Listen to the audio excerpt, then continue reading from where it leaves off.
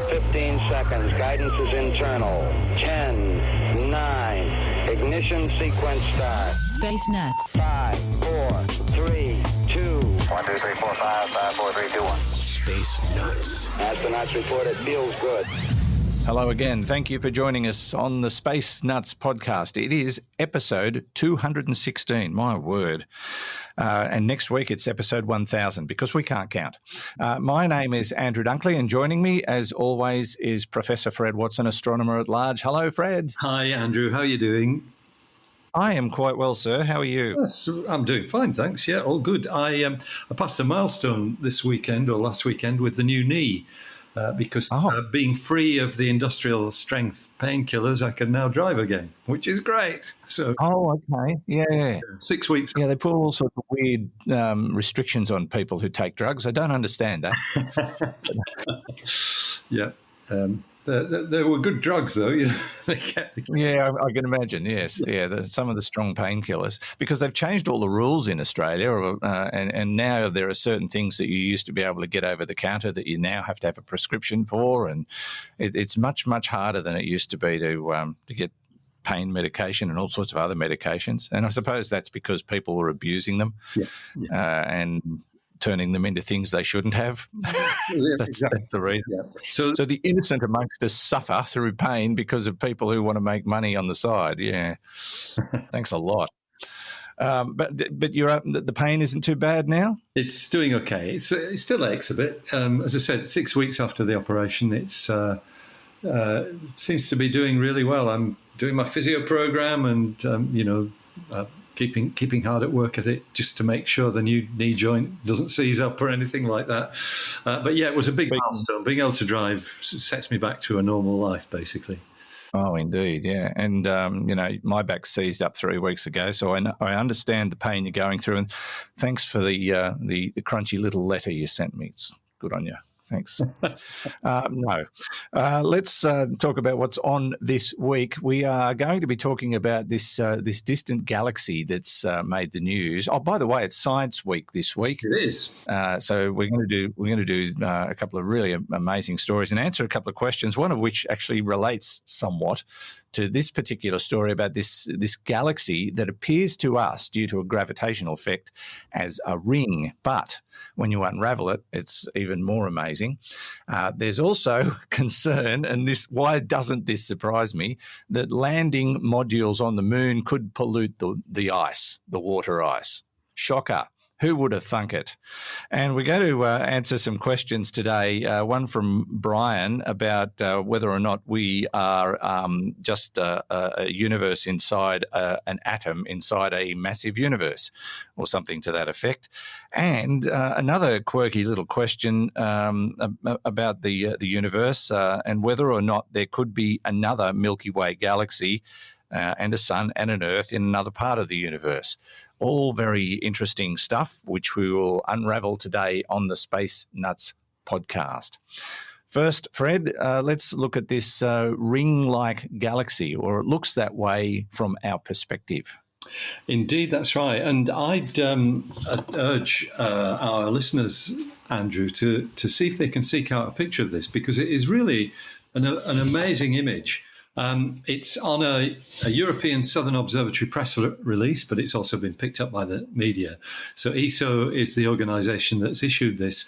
And it is data from the ALMA array, the Atacama Large Millimeter Array in Chile, which is partly operated, not completely, but partly operated by ESO, the European Southern Observatory. So the headline for their press release is ALMA sees most distant Milky Way lookalike. And if you can kind of do a search on that, you probably find it, because the image is extraordinary. It is almost a perfect ring. And it's like that because of an effect called gravitational lensing, which you and I have talked about before. But this is a very special situation in that effect, in that what you've got is a galaxy, a distant galaxy, which is exactly in line with a very much more distant galaxy. Basically 3 galaxies in a straight line, because we're in one as well. So from our vantage point, we see a galaxy which is in front of a more distant one. And you might think, well, that just, the nearer one will block out the light of the far one. But it doesn't, of course, because of the gravitational effect of the nearer galaxy. It distorts the space around it. It makes that space behave like a lens. In fact, it makes that space behave like a gigantic telescope, because you effectively magnify the distant galaxy beyond, and certainly increase the light intensity of it. But of course, it also distorts it. But the particular case of distortion that you see here is what Einstein predicted in, I think it was 1936, if I remember rightly. He predicted that in a situation where you get two bodies exactly line up, the further body would look like a ring. It will be distorted into a ring, and that's why it's called an Einstein ring. He didn't believe we'd ever see these things, but in the 1970s, we started picking them up. This is a really stunning example of an Einstein ring. But what is, I think, even more stunning is that given the computational power that we have today and the algorithms that are used for essentially reducing the data, scientists are able to look at that ring, look at the structure in it, and anybody who's looking at the picture will see that it's got knobbly bits in it. It's not just a perfectly uniform ring. It's got variations in intensity around its circumference. But with modern computational facilities, you can take that ring and you can basically say, okay, we know what the effect of the gravitational lens was. Let's basically turn the ring into what it would have looked like if we could see this galaxy directly. And in fact, on the ESO press release, there is a rather nice video that shows that process taking place, where you go from a ring to a galaxy by, essentially it's something called deconvolution. You deconvolve it to turn it into the original galaxy itself. And then that's where the story really starts, because it turns out that this galaxy, which is 12 billion light years away, so its light has taken, almost the full age of the universe to get here. It's rather like the Milky Way, which is a surprise. The resemblance to the Milky Way is that this galaxy has a disk, and it also has a bright nucleus, a bright core to it, which our galaxy has too. What we don't see is spiral arms, and that may be just because that's a detail that's too difficult to reveal, or perhaps more likely they haven't formed yet, because this galaxy is a baby galaxy. It's only something like 1.5 billion years old. Let me put it a different way. We see it as it was when the universe was only about 1.5 billion years old. So the universe itself was young, therefore the galaxy was young. We're now looking back from a vantage point in a galaxy 13.8 billion years old, and galaxies look a lot different now from what most galaxies looked like in the early universe. But this one is a bit of a standout, because unlike many of the galaxies that we have observed from this era, which are pretty ragged looking affairs because they haven't got themselves sorted out yet, as ours clearly has, this one looks as though it is rather neat and tidy, and that is a surprise to the authors of this work, who, by the way, are based mostly in Europe. It's an astonishing story, Andrew. Amazing. Yeah, it is. And as I mentioned, it relates to a question we're going to answer later on. But we've talked about coincidences in alignment before, and one of those is when we see a total solar eclipse, and it's just coincidence that the moon is just the right size to cover the disk of the sun at this point in time. And so we're very, very lucky to be able to see that. So this is a similar coincidence, that we are lined up with a galaxy which is lined up with a galaxy in a perfect straight line to create this lensing effect that gives us a ring-like galaxy. I think that's just incredible. It is. It's an amazing story. And I think, the interest in the press release is really about the puzzle that this is a galaxy that looks older than its years. And in fact, one of the authors actually says more or less that what we found was quite puzzling. Despite forming stars at a high rate, and therefore being the site of highly energetic processes. And the galaxy is called SPT 0418-47. SPT 0418-47 is the most well-ordered galaxy disk ever observed in the early universe. The result is quite unexpected and has important implications for how we think galaxies evolve. So remarkable stuff. Yeah, it's an extraordinary story. But So by studying this one, we could learn a lot about ourselves and where we are in the universe. Maybe that's right, yes, because we always thought that well-ordered galaxies are a recent product of the universe. And when you look back in time, you see these scruffy ones that don't look at all well-ordered. This one is. Yeah, fantastic. All right. What I might do is get the image from the ESO website and get our producer, Hugh, to put it up as the photo attached to this week's episode so people can see it as we're talking about it. They've done a couple of variations of the image. Some give a really good example of what we're talking about. So I'll see what I can do there. But it's quite a. When was this one originally discovered? Do we know? Quite recently, I think. It's probably, so that usually there's a gap of 1 to 2 years between the observations and the paper being published. So I would guess within the last year or two. Yeah. Wow. Okay. Well, keep an eye out for that when you click play on our episode. You've probably already seen it and gone, what is that? Yeah. Well, now we've told you. You're listening to Space Nuts with Andrew Dunkley and Fred Watson. Now, let's take a little break and find out more about our sponsor, Expressvpn, rated #1 by Tech Radar. This is the one I use. I've been using it for a couple of years and I love it. When I joined Expressvpn, they were brand new to the market, but I read a lot of reviews and did a lot of comparisons. And there was just something about their business model that I particularly liked. And a couple of years down the track, honestly, can't complain. Their interface is very easy to use. Their service is second to none.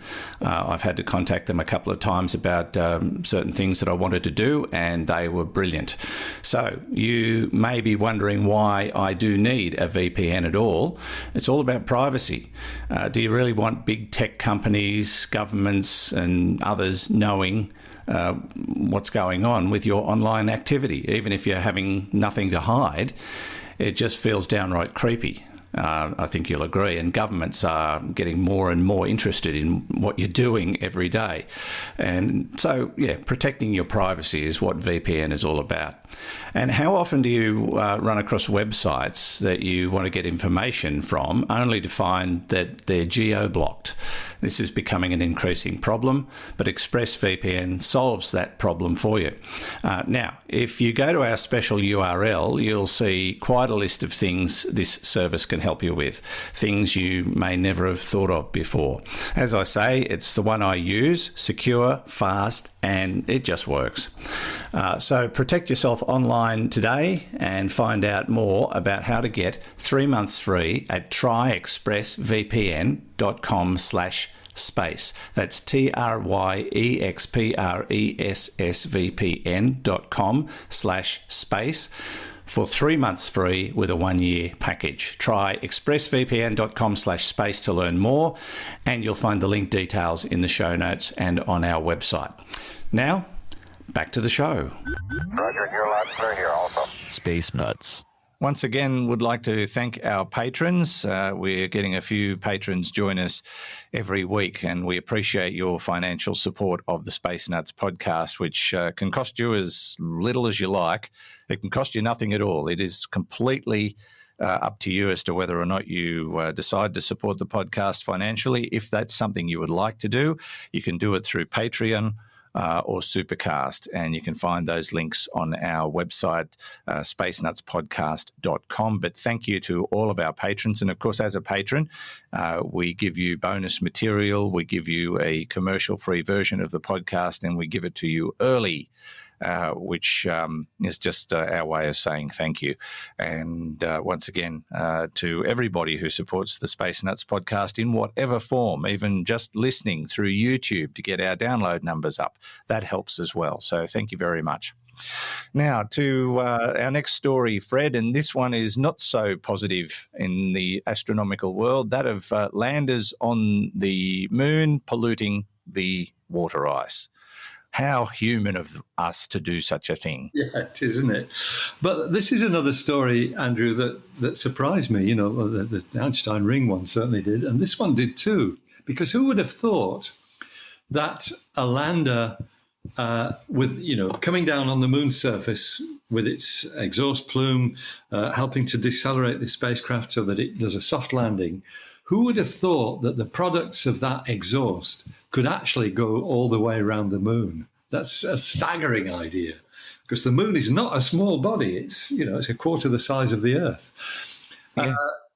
So a couple of basics. The moon doesn't have an atmosphere as we do, but it does have what we call an exosphere, which is basically a very rarefied gas around it. So you might think of it as a very, very thin atmosphere, which is, you know, it's got various different elements in it. Hydrogen's there, we know, and other things too.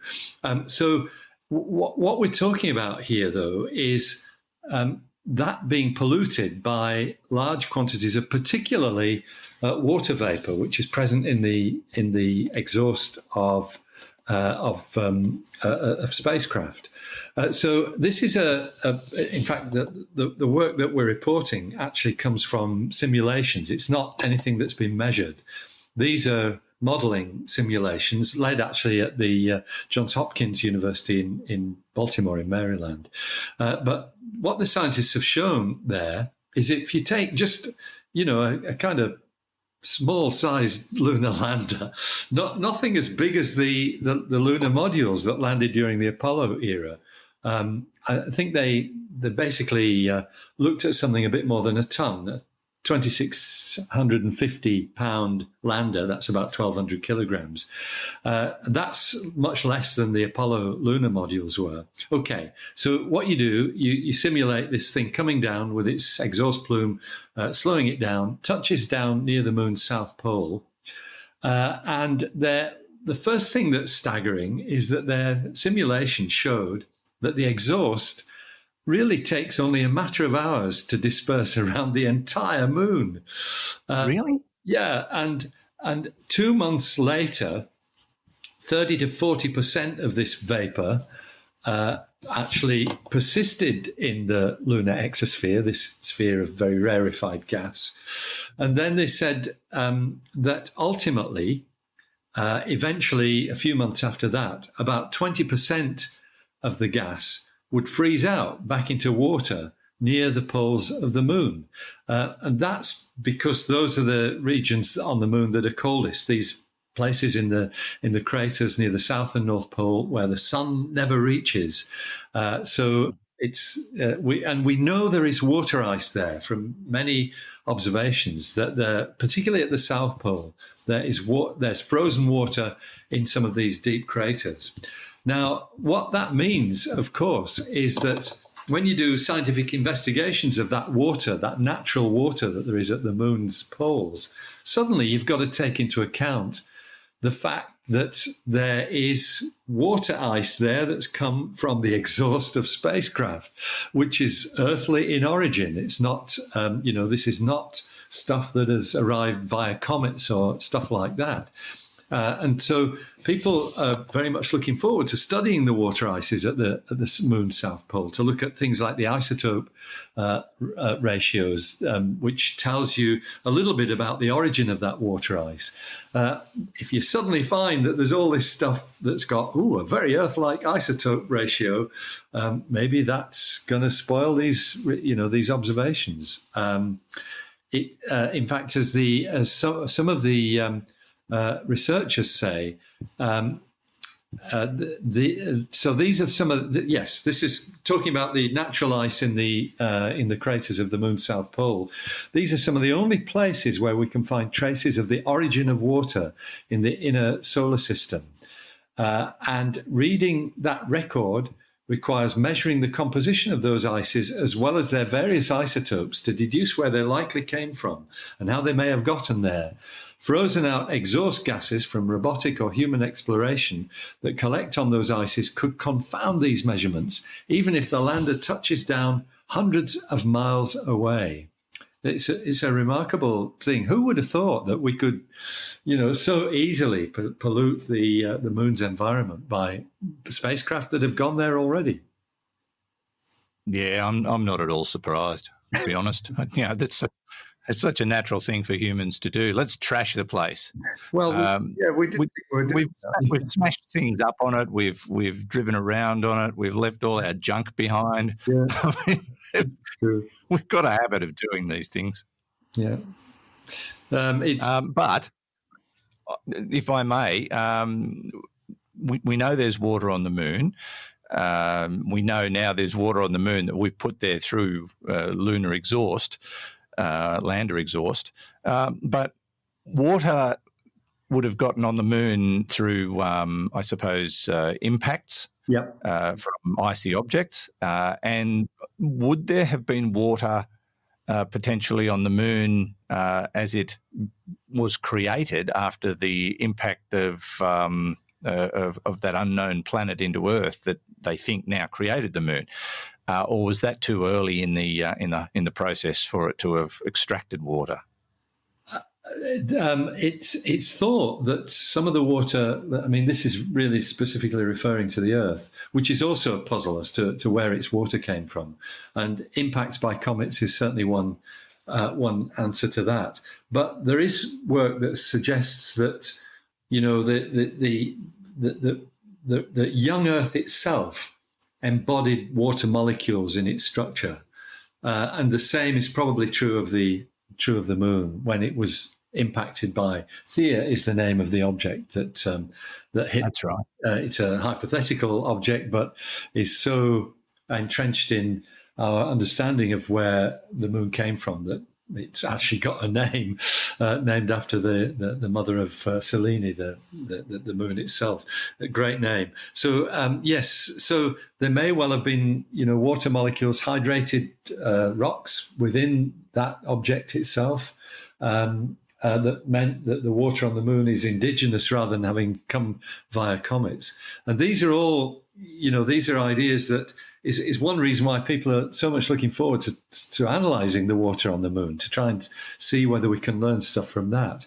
But they now have to take into account the fact that there might be a layer of earthly water on top of it, frozen water that's come from rocket exhausts. Interesting stuff. Good job, everybody. Yeah. Excellent work. Yeah. Was there enough sarcasm in that?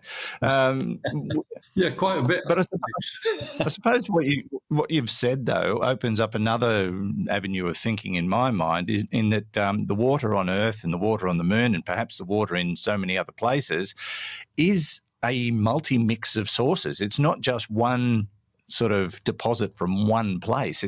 It could come from all sorts of different, situations, and created what has become a unique mix on Earth. I imagine our water is probably nothing like water anywhere else.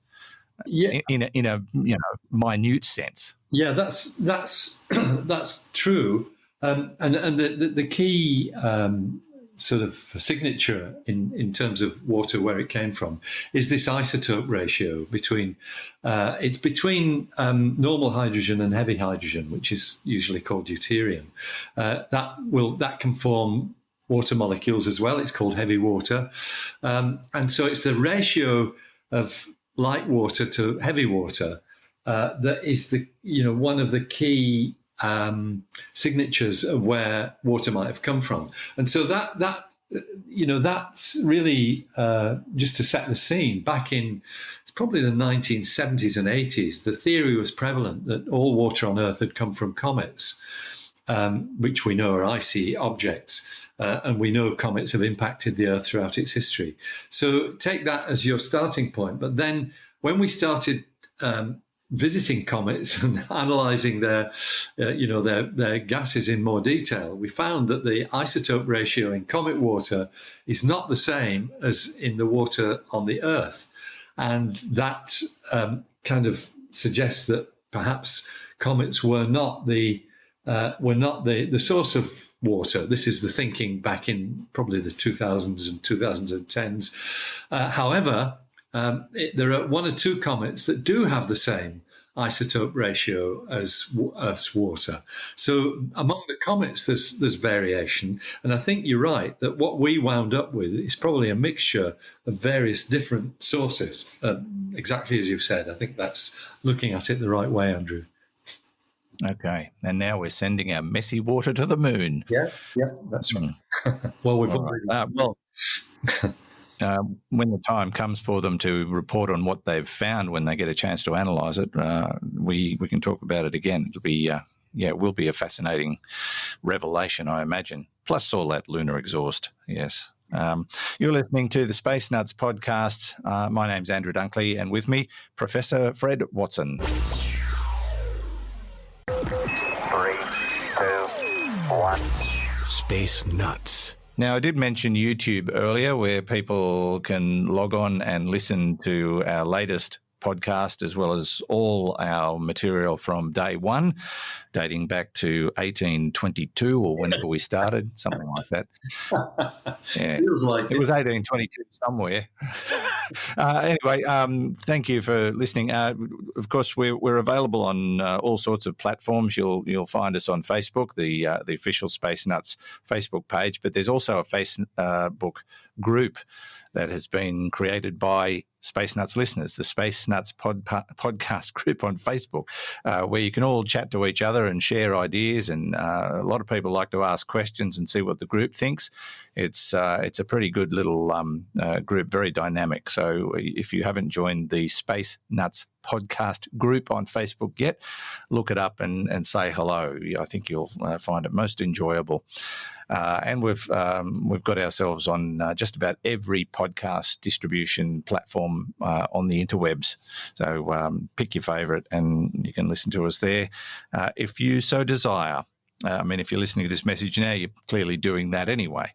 Let's go to some questions, Fred, and this one comes from Brian Kenyon. G'day, Brian. Nice to have you send us in a question.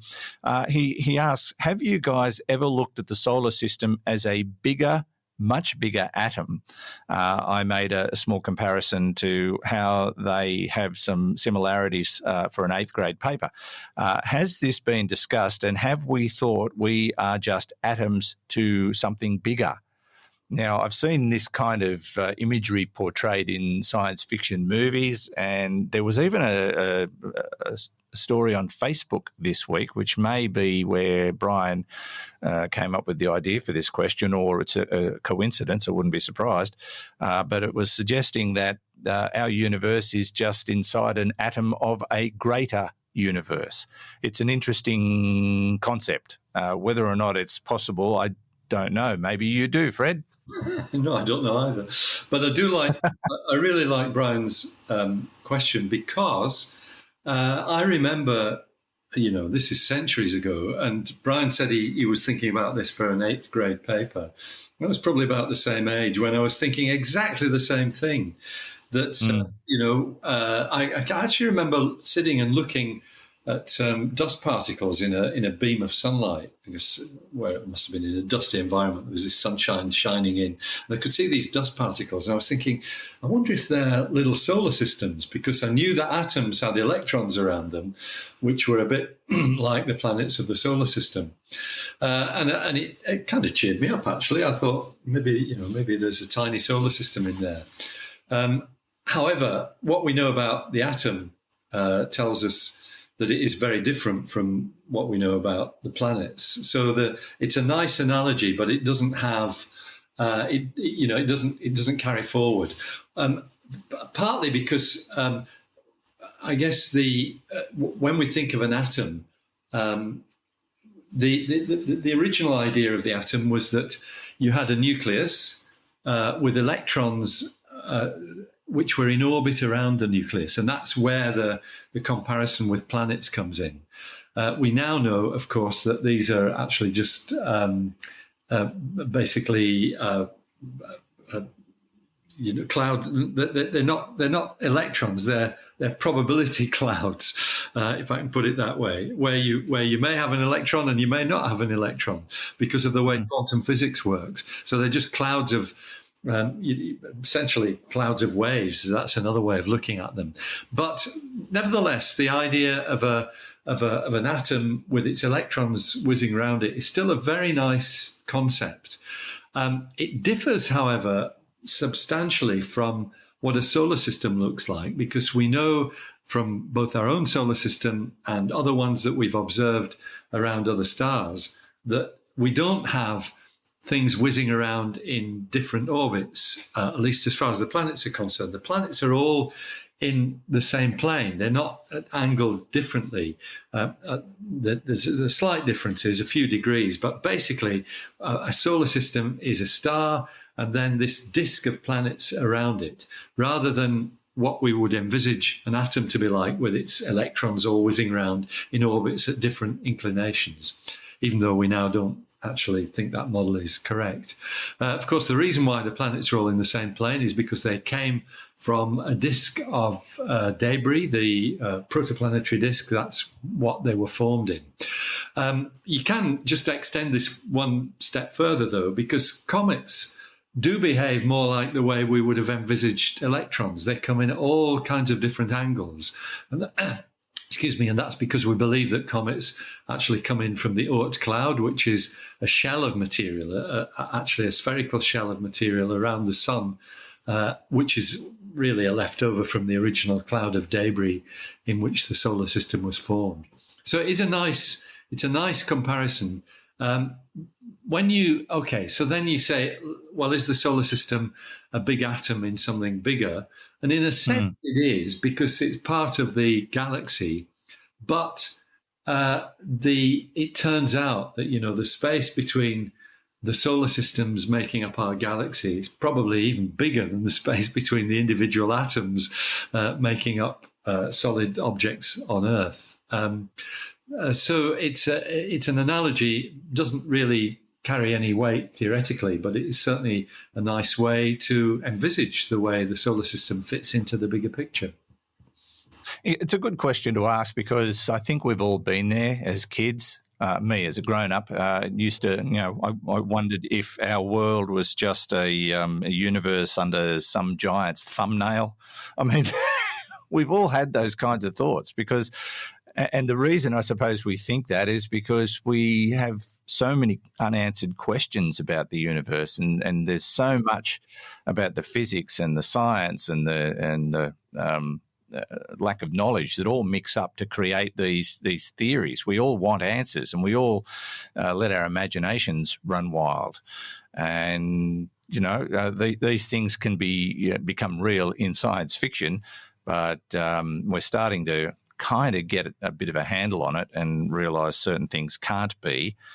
But it reminds me of the original Lion King movie, when the two mates were lying down looking up into the night sky, and one of them said to the other, what are all those lights? And the first one says, it's just the holes in the cloak of night letting the sunshine through. And the other one said, oh, I thought there were millions and millions and millions of worlds just like ours out in the outer reaches. And I thought that was very cleverly done. Yeah. How one of them that seemed very dumb came up with the exact right answer to the situation.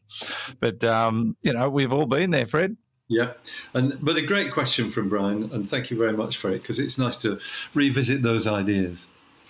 Indeed. Thank you, Brian. Nice to hear from you. Let's move on to our next question from James Friedrich, a very South Australian name. He's from Loxton in South Australia. Of course, those who don't know what we're talking about, South Australia has a very significant German heritage. German settlers began the wine industry in parts of South Australia, which turned out to be perfect for growing wine.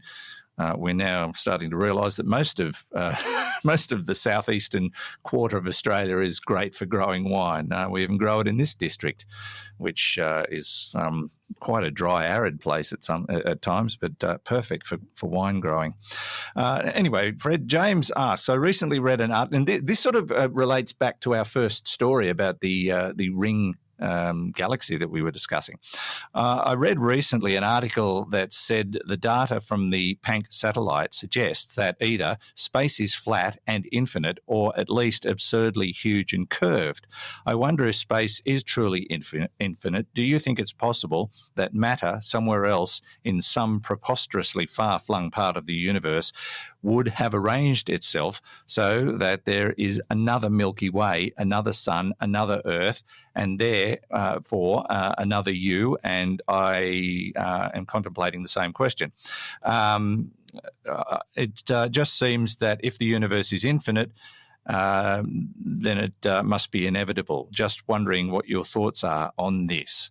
Now, I've again sort of looking at science fiction, they've actually made movies about a second Earth, and it's another one where your childhood imagination probably goes from time to time. Indeed, that's right. And actually, James is kind of on the money, because so that data he's referring to came from the Planck satellite, which is one of the spacecraft that measured the cosmic microwave background radiation. And you get results from that really talk about the geometry of the universe. And so the belief really is that the universe is probably flat. And that doesn't mean it's shaped like a tabletop. It means that the geometry that we experience around us essentially extends to very great distances. In other words, parallel lines never meet, and triangles have angles that always add up to 180 degrees. So it's normal geometry, and that's pretty well the view of most cosmologists, people who look at the history and evolution of the universe as a whole. And a consequence of that is that the universe is probably extremely large. And we really don't know what that means, because it is possible it may be infinite. We're not able to see an infinite universe because there are horizons beyond which we can't see. One of them is the cosmic microwave background radiation, the flash of the Big Bang, which is kind of like a wall of radiation, 13.8 billion light years away, that we are looking back 13.8 billion years that we can't see beyond. So we live in a bubble of the universe, this little bubble within which we can see, and beyond that, there's probably a lot more universe that might be infinite. I always think of it, imagine a beach ball or something like that floating around in a concert hall, and the concert hall might represent the universe. The beach ball is what we can see of it, the tiny part, and we're at the centre, of course. So even within the observable universe, we believe there are 2 trillion galaxies, and that is not just a guess. It comes from measurements made by the Hubble Space Telescope. 2 trillion galaxies, each of which might have 100 billion stars. So you're talking about around 2 to the power 23 stars. Now, we know that most stars have planets, so it does seem like a very large number of objects, even within the observable universe, let alone the infinite universe beyond it, if it is infinite. There's obviously a great reservoir of potential objects that might turn out to be like ourselves and might have, James and ourselves contemplating the same question, another Earth. We just don't know. It's a theory that certainly, or an idea that certainly has merit. You can't just dismiss that idea at all, and it's perfectly valid. Perhaps the argument on the other side comes from the astrobiologists, many of whom think that the step from single-celled organisms to multicellular life might be very, very rare, and therefore that intelligent life itself might be very rare. But even then, when you weigh up the statistics, who knows? It all comes back to the Drake equation, of course, Andrew.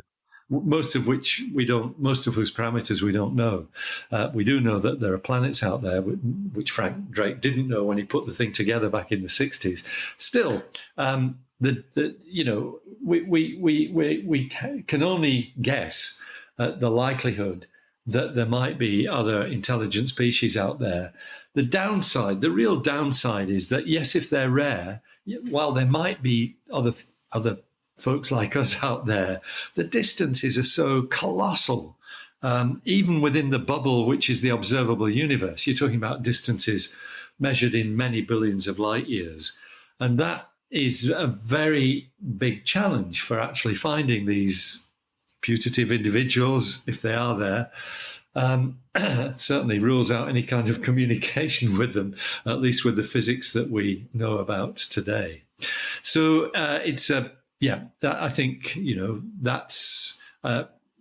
James suggests that life like ourselves, species like ourselves, talking to one another in the same way as we are doing now, might be inevitable elsewhere.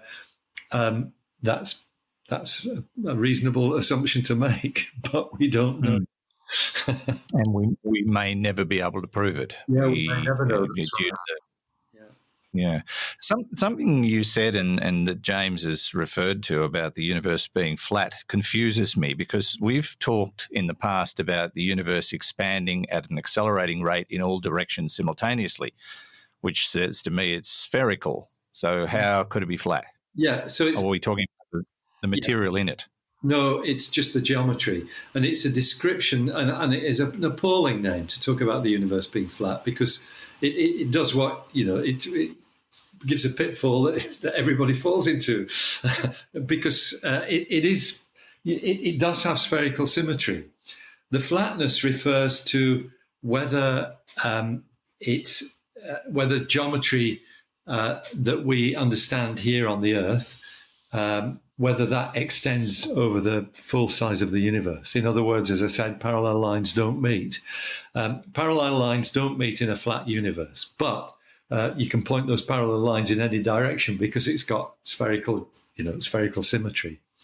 It's a confusing term, and it's a really bad...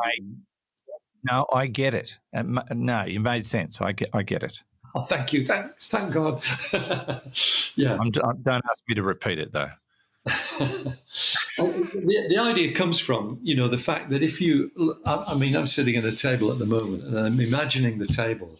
That has normal geometry, with parallel lines not meeting triangles, angles adding up to 180 degrees. If this table was not a table, but a globe, and I was balancing my laptop on it rather precariously, that would not have flat geometry on it because it's a globe. It's a curved surface, and the geometry of a curved surface is different. Parallel lines meet. Angles don't add up to 180 degrees. That's where the name comes from, of a flat universe. It's the geometry, not the shape of the universe itself. Gotcha. Thank you, Andrew. You've made my day. I wish I'd known that 35 years ago in my mathematics exam, but anyway, it's too late now. Much too late. First time anybody's understood that explanation. All right. Thank you very much, James. Great question. Gave us a lot to think about. And also hello to the other James from Loxton, South Australia, in the other Earth at the other end of the universe. Thank you, too, for asking the question. Thank you, Fred. That's where we wrap it up for another week. It's been a lot of fun. It's been an interesting one for Science Week. Yes, indeed. That's right. It's great time. I'm sure you've been busy. I have, yeah. I've got a big gig coming up tonight as well with CSIRO talking about the square kilometre array. So I'm looking forward to that. All systems go. All right. Very good. Well, we'll look forward to your company again next week. Thanks, Fred. Sounds great. Thanks a lot, Andrew. Take care. That's Fred Watson, Astronomer-at-Large, here on the Space Nuts podcast. And from me, Andrew Dunkley, thank you again. Don't forget to send your questions in via our website, spacenutspodcast.com. You click on the AMA link, and if you've got a device with a microphone in it, just hit record. Tell us who you are, where you're from, and ask your question. We love audio questions, but if you don't want to do that, you can always send them in via text form. And we look forward to your company on the next edition of the Space Nuts podcast. Space Nuts. You've been listening to the Space Nuts podcast. Mission complete, Houston. Available at Apple Podcasts, Google Podcasts, Spotify, iHeartRadio, or your favorite podcast player. You can also stream on demand at Bytes.com. This has been another quality podcast production from Bytes.com.